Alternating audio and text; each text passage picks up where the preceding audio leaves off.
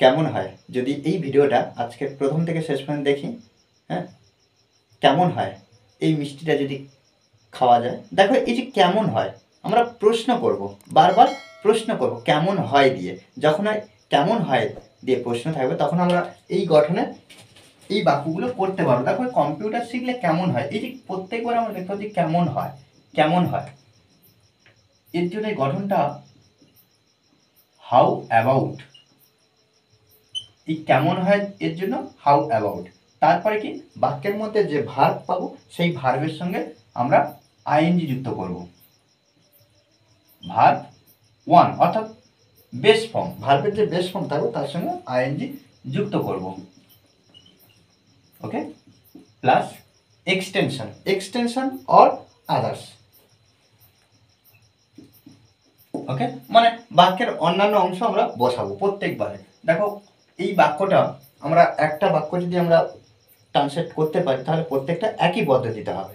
দেখো কম্পিউটার শিখলে কেমন হয়, দেখো এখানে প্রত্যেকবারে কি করব যে কেমন হয় এটা ইংলিশ প্রথমে বসিয়ে দেবো। হাউ অ্যাবাউট, হাউ অ্যাবাউট কেমন হয় কি কম্পিউটার শিখলে। এই যে কম্পিউটার শিখলে ভার্বটা কি শেখা, ভার্বটা শেখা অর্থাৎ এই যে ভার্বটা ইংলিশে কি বলবো লার্ন, লার্ন মানে শেখা। আর ভার্বের সঙ্গে যেহেতু আইএনজি যুক্ত করবো তখন কি লার্নিং, লার্নিং কি কি শিখলে কেমন হয়, কম্পিউটার শিখলে কেমন হয়, কম্পিউটার।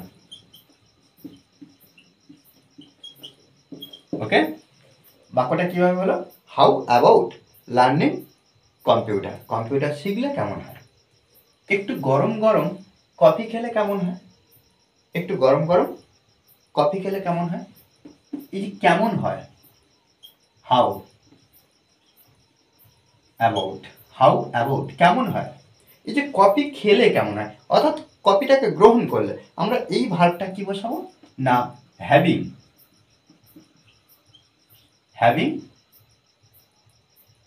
হ্যাভিং অর্থাৎ এখানে হ্যাভিংটাকে আমরা কি করছি কফি খাওয়া বা কফিকে গ্রহণ করা এই অর্থে আমরা ব্যবহার করব। তাহলে হাউ অ্যাবাউট হ্যাভিং কি কেমন কফি না গরম গরম কফি, গরম গরম একটু, এই যে একটু গরম গরম কফি, তাহলে একটু গরম গরম কফি সাম হট কফি,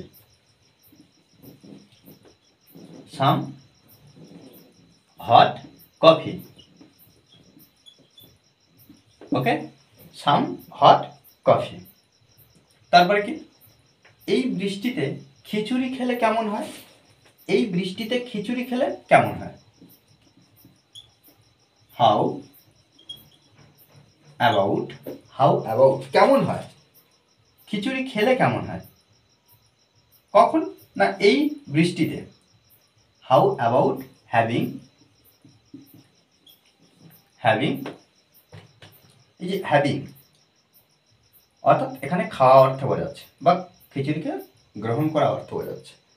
হ্যাভিং কি খিচুড়ি, খিচুড়ি ইংরেজি হচ পচ।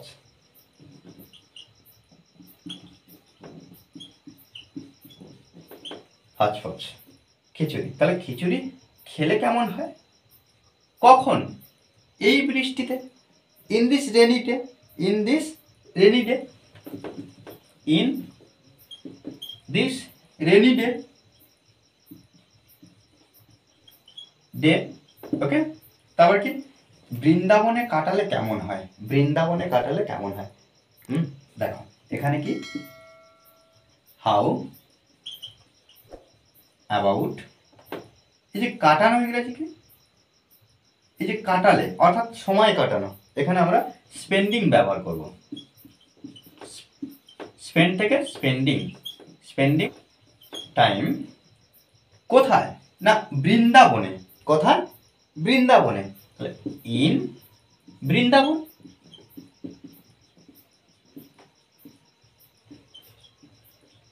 জিজ্ঞাসা না। ওকে, ইন বৃন্দাবন শরীরটা ম্যাচ ম্যাচ করছে, এক কাপ চা খেলে কেমন হয়। এখানে দেখো শরীরটা ম্যাচ ম্যাচ করছে, এটা কিন্তু একটা পার্ট আমরা করব। শরীরটা ম্যাচ ম্যাচ করছে। 1 কাপ চা খেলে কেমন হয়, এই যে 1 কাপ চা খেলে কেমন হয়, এটা জাস্ট এইভাবে আমরা ট্রান্সলেট করব। আর শরীরটা ম্যাচ ম্যাচ করছে, এটার জন্য আমরা, অর্থাৎ কি শরীরটা ম্যাচ ম্যাচ করছে বলতে কি, যে আমাদের যে ফিলিংস, যে অনুভব, সেটা কিন্তু ঠিক নয়, তাহলে ভালো নেই। অর্থাৎ ফিলিং আনকমফোর্ট,